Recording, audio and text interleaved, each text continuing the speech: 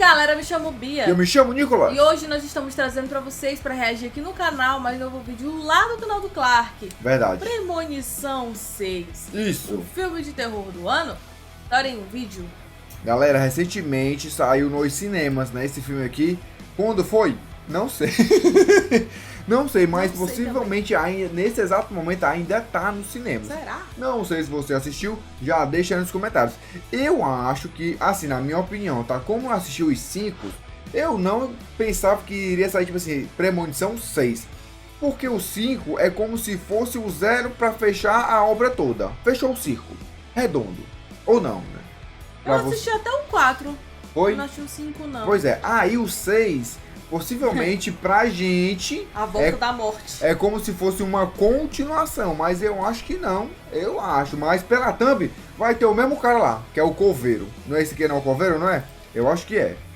Se não for, é muito parecido. Eu acho que é ele sim. Tá, então, bora conferir. Aproveita e se inscreve aqui no canal. Se você não é inscrito, deixa o like que ajuda muito. Nos acompanhe também lá no Twitch, que tem live todo dia. Às 18 horas da noite, às 10 da manhã. E rápido o vídeo. Parte pro react.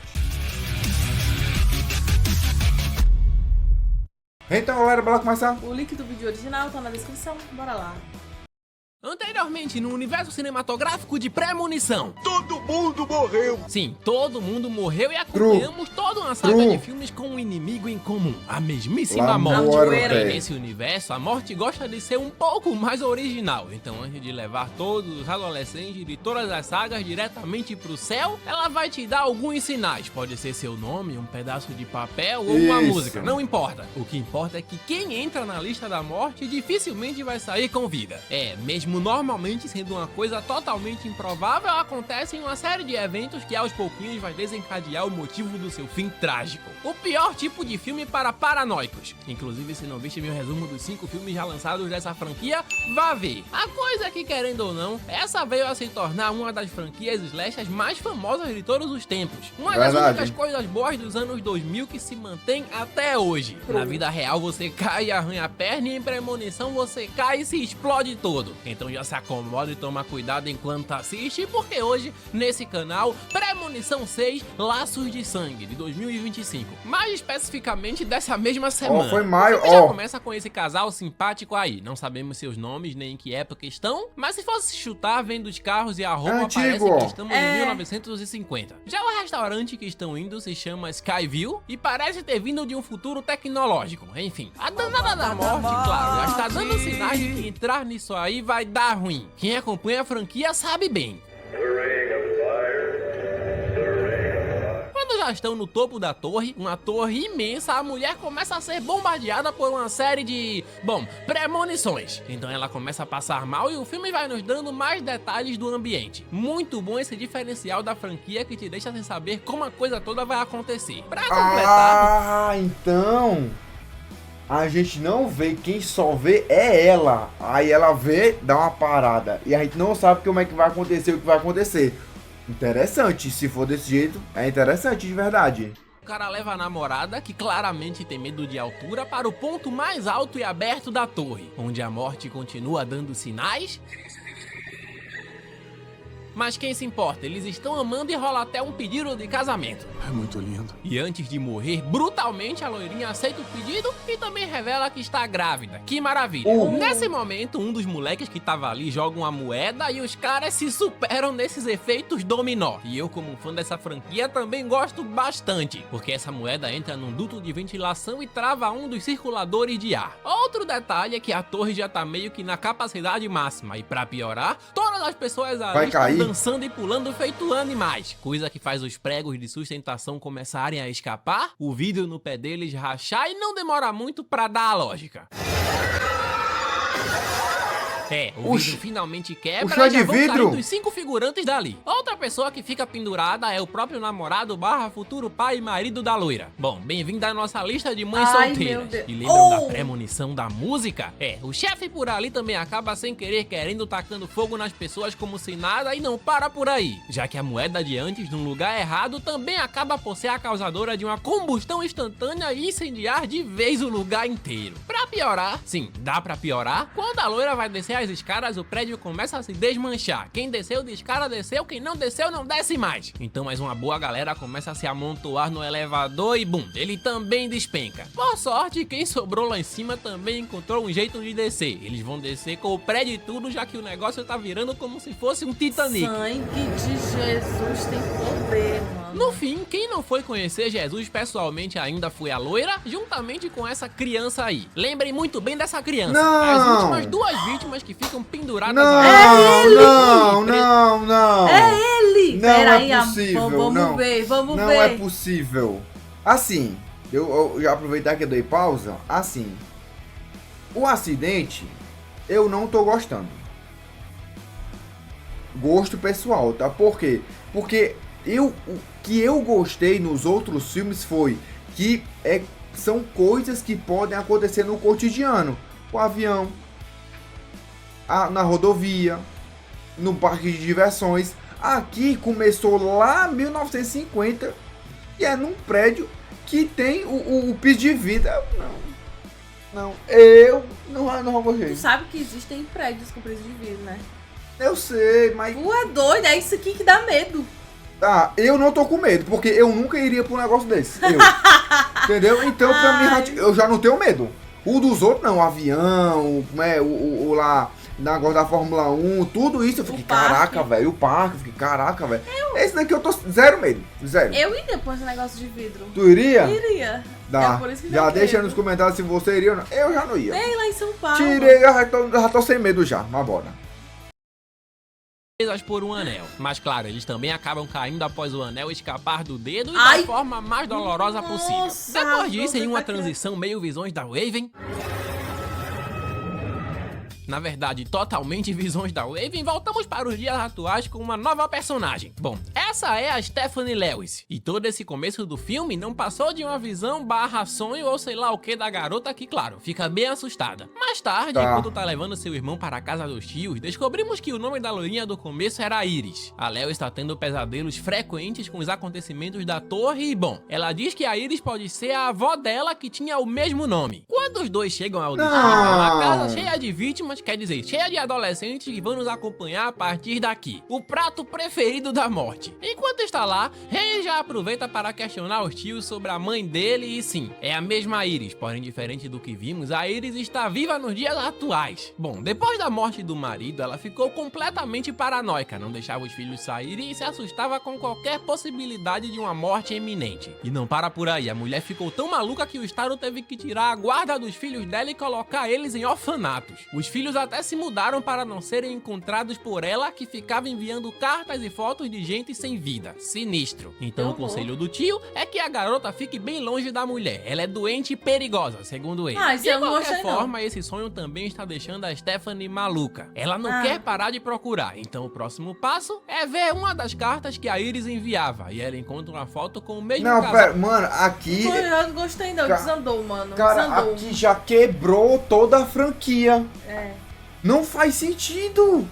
Mas, tipo, é por isso que eu disse, cara, eu acho que não deveria ser Premonição 6. Deveria ser Premonição, sei lá, Rebirth, né? Que a galera gosta normalmente de renomear. A morte tá de volta. Alguma coisa, porque 6 a gente faz pensar que vai seguir o mesmo padrão, que foi o padrão que deu certo.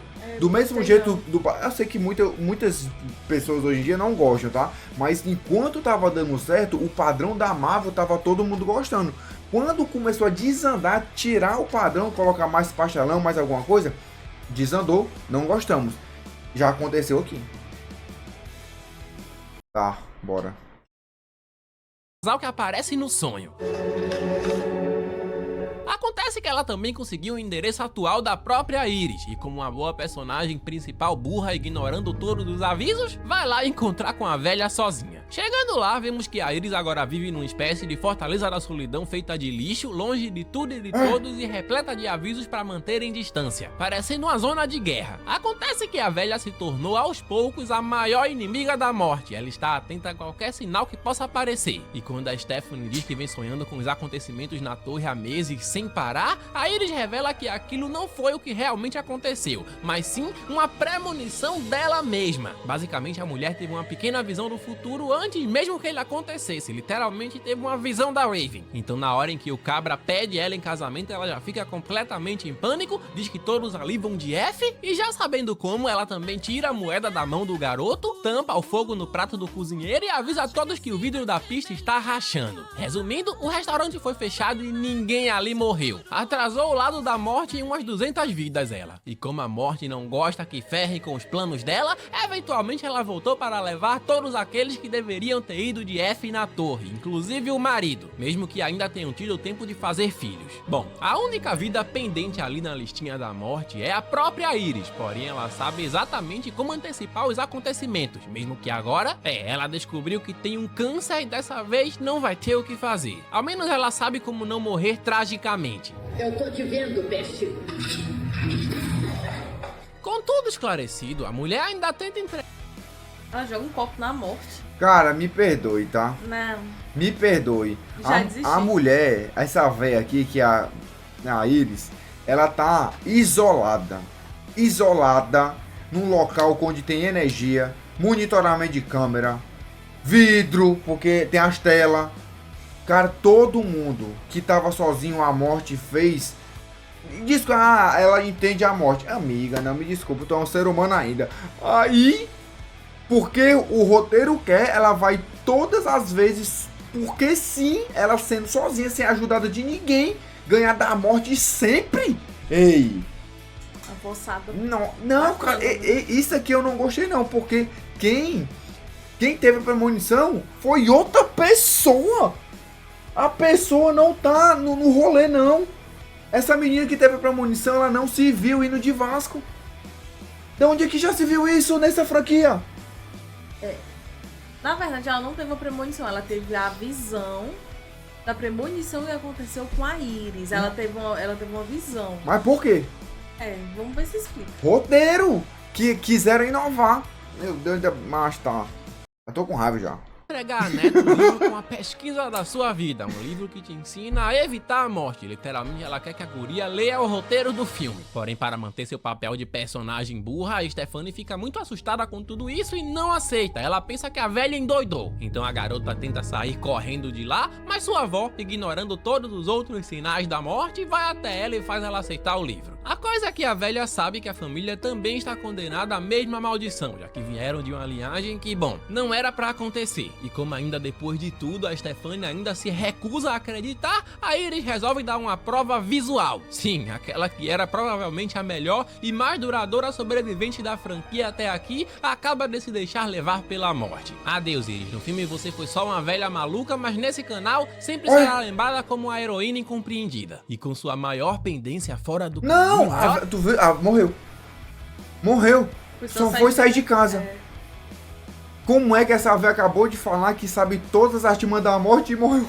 É pra dar uma prova pra menina. Não, cara, não. Velho, desculpa, nas outras franquias, não passou nem um ano e todo mundo morreu. Nem um ano. Aí só porque essa mulher teve filho, aí foi passando. E cara, não. Hora da morte começar a trabalhar. Até porque tem aquela teoria, né, que quando gera uma nova vida, o negócio é cancelado. Não, eles fizeram isso lá no segundo filme e ainda a morte continuou. Porque eles pensavam que quando o bebê nascesse, ia dar certo. Ia dar certo. Agora não foi assim. Pelo que foi dito lá no segundo filme, quando a pessoa, o coração para, depois é reanimada, aí ganha. Engana a morte. Agora... no restante da família, já deixando diversos sinais aí nesse churrascão mesmo. Clark, por que a Stephanie foi até o tio perguntar sobre sua avó ao invés de perguntar aos próprios pais? Bom, a filha da Iris aqui é a mãe da Stephanie e em determinado momento na vida deles, essa mãe abandonou o pai e os filhos. Eles não tinham contato com ela, resumindo. Enfim, com a Iris indo de arrasta, agora a mãe está de volta na família e até aparecem nessa reunião aí. Teria ela os mesmos dons da velha? Espero que sim, ou todos aqui vão de arrasta agora agora mesmo. E não demora muito mesmo, já que todas as armadilhas da morte estão a postos da família, como uma roleta russa de copos. Um deles vem com um caco de vidro misterioso no lugar do gelo. Quem será o grande premiado? Simultaneamente também acompanhamos a Stephanie, que está em casa, finalmente se entregando ao livro da sua avó, onde ela vê todas as formas possíveis da morte atacar, tanto as que ocorreram nos filmes anteriores, quanto as que estão prestes a acontecer agora mesmo no churrasco. Sabendo disso, a garota finalmente se convence de que chegou a hora dela e da família inteira, então vai dirigir às pressas para tentar chegar a tempo. Porém também, claro, a morte sabe o que queremos ver nesse filme e vai fazer de tudo para mostrar. Cuidado, Howard! Quando a Stephanie chega, começa a assistir ao vivo todo o desenrolar dessa arapuca, e como ainda é uma iniciante nessa arte do protagonismo, bom, vamos dizer que o tio dela foi o próximo riscado da lista. Lá vão eles para o segundo funeral da semana. E essa morte foi a gota d'água. É hora da Stephanie aqui se enfiar de vez nos livros como se a vida dela dependesse disso. Nesse caso, depende mesmo. Com tudo isso em mente, é hora de reunir a família e explicar tudo pra eles. Ela fala que a morte levou muito tempo para pegar todos na torre, tanto tempo que as pessoas começaram a ter filhos e uma família que nunca nem deveria existir. Ou seja, com exceção de seu pai e sua tia que não têm o mesmo sangue, todos os outros entraram para a listinha VIP da morte. Mano, direto... Eu já tô vendo já o Piuí fazendo review desse filme, porque se você não sabe, nós já vimos o review do filme aqui do Premonição. Uma das indagações deles era: a gente não entende. A morte só lembra quando o protagonista lembra. A morte só lembra como? Não sei também. Porque depende muito. É só quando o roteiro quer que ela lembre. É isso daqui que tá acontecendo aqui. A morte esperou ter 10 famílias pra agir. Ah, não, cara, me ajuda. Pro inferno, começando pela família do tio, para depois seguir com a família da Stephanie. Oi. O primeiro IDF foi o próprio tio, e agora os alvos são os filhos dele antes de chegar na mãe da garota. Mas claro, ninguém pode receber a notícia de que vai morrer e ficar de boa com isso, então a família resolve não acreditar e dizem que a loucura da Iris passou para a neta. Eles vão embora, todos menos a mamãe da Stephanie, que enfim, também não acredita nessa teoria. Ao menos a Iris conseguiu convencer uma, já fez valer o sacrifício. Não demora muito pra previsão da garota começar a acontecer, e a primeira vítima já vai ser esse cara aí, o Eric. Spoiler, usaram essa cena como trailer no cinema e, meu amigo, que cena boa da porra. Enfim, pra resumir, o cara tá bem triste com a morte do pai, fica sozinho nessa loja punk aí pra romantizar sua solidão melancólica, muito eu, e como está com uma música muito alta ligada, a cadeia de eventos logo começa a acontecer.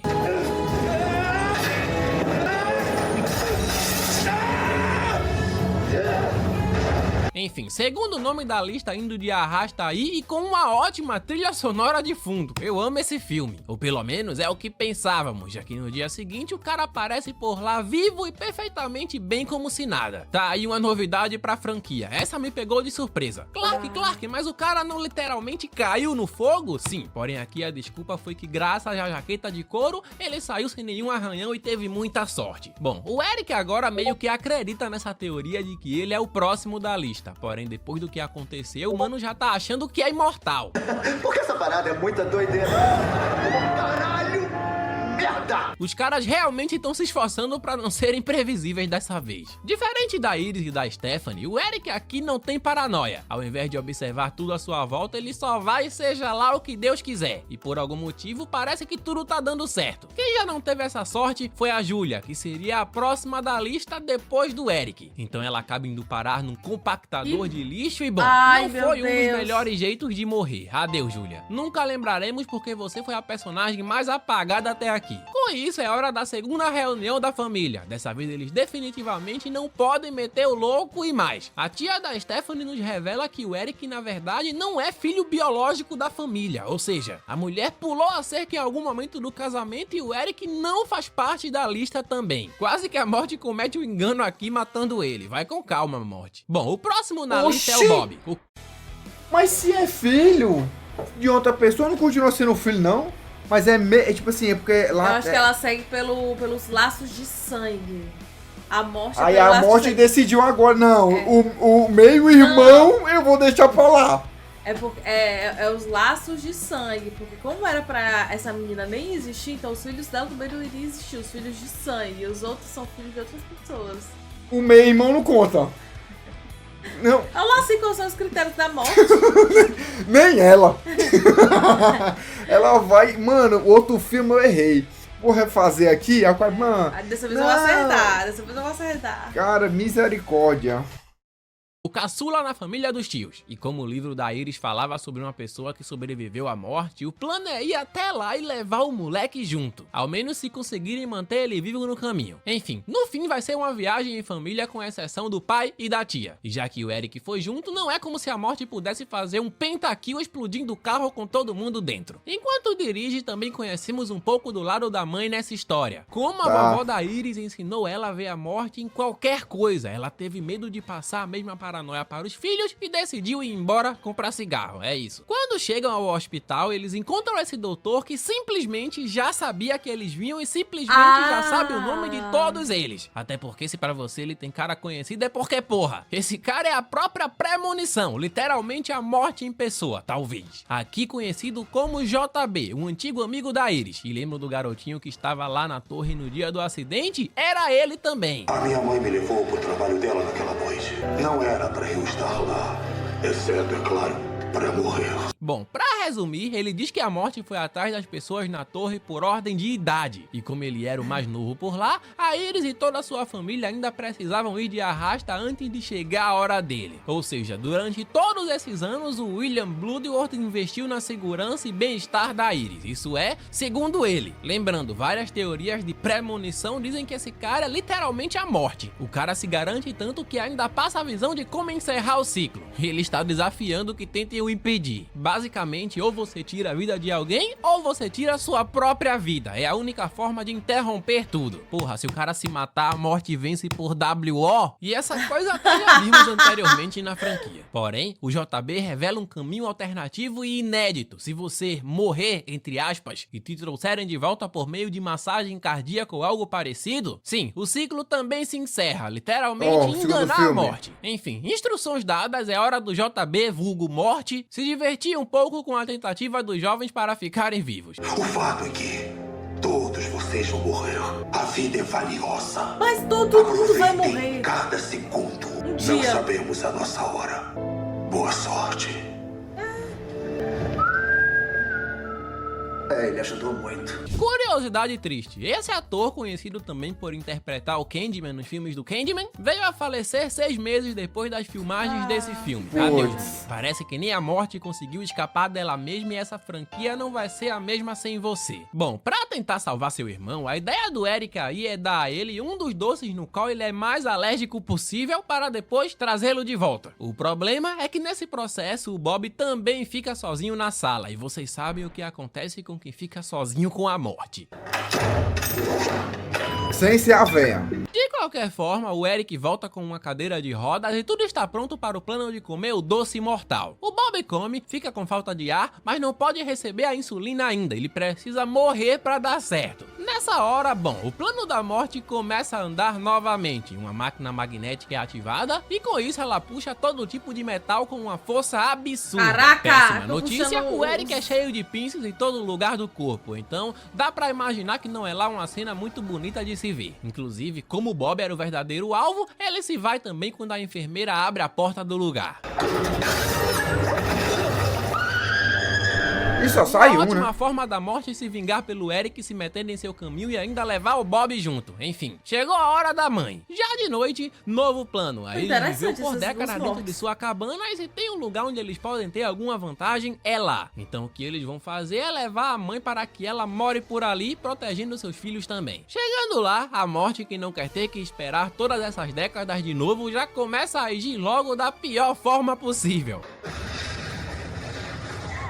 Isso só funcionava com a Iris, porque a cabana já era e não demora muito pra mãe ir dessa pra pior também. A próxima próxima é a própria Stephanie, que já tá dando um mergulho, e a única migalha de esperança é o caçula, o último da lista, que não consegue salvar sua irmã a tempo, ela se afoga e bum, é ressuscitada com massagem cardíaca. Eles estão livres da maldição, porém, claro, a morte não ia deixar esse filme terminar com um final bonitinho. A morte sempre tira suas malditas férias. Então, quando os irmãos estão vivendo sua vida novamente, é hora da Stephanie ser a próxima a ter sua própria premonição. Inclusive, uma coisa que descobrimos é que, tecnicamente, uma pessoa afogada que volta a respirar não estava morta realmente. Ou seja, tanto ela quanto seu irmão ainda estão na lista. Caramba, foi por força também.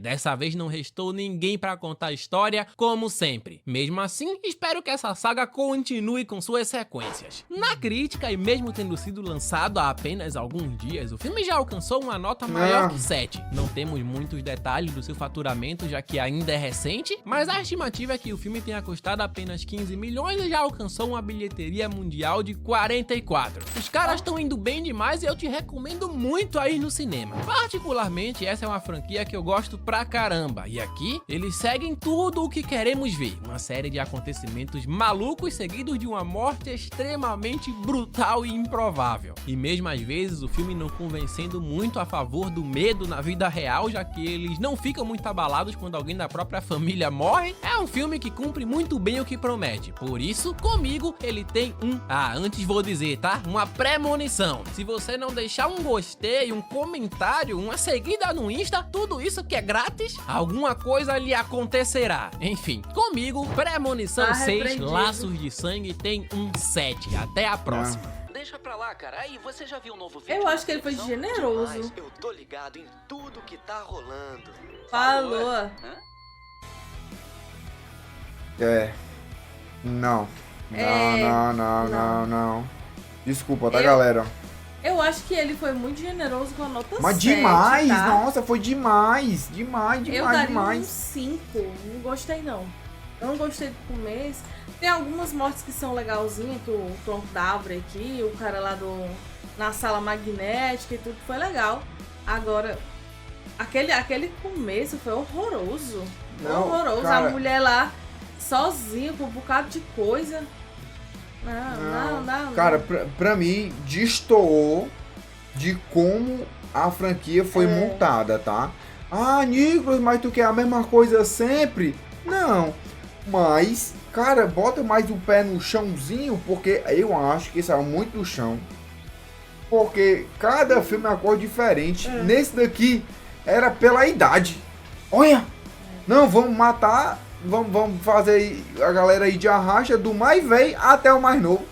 Mas me ajuda, cara. Me ajuda. E aí tem uma coisa que me incomoda. Que quem teve a premonição do começo do filme não foi a protagonista. Ah, Nicolas, mas tu quer que toda a vida seja igual? Sim! Cara, eu gosto, particularmente, eu gosto de clichê. Lógico que o clichê tem que ser bem feito, porque também se for clichê genérico eu não vou gostar. Mas o clichê bem feito eu gosto. E faz tanto tempo que não tem filme de premonição que poderia voltar com clichê pra trazer todo mundo. Assim, eu sei que pela nota aqui, às vezes a galera sai do cinema e hoje em dia tá saindo só porcaria, tá saindo muita bomba. Então qualquer filme meia boca, e eu sempre disse isso em outros vídeos, qualquer coisa medíocre se torna incrível porque não tem mais tantas coisas boas. A galera vai nessa empolgação, vai nessa motivação, porque já não tem nada bom. Ah, meu Deus, que filme massa, é bom. E tá, eu entendo, mas não me agrada. Ah, meu Deus do céu, eu pensei que ia ser mais da hora. Mas enfim, já deixa aí se você gostou, tá? Diga que sim, deixa o nosso dia feliz, belezinha? Então galera, é isso, estamos por agora e... Até a próxima.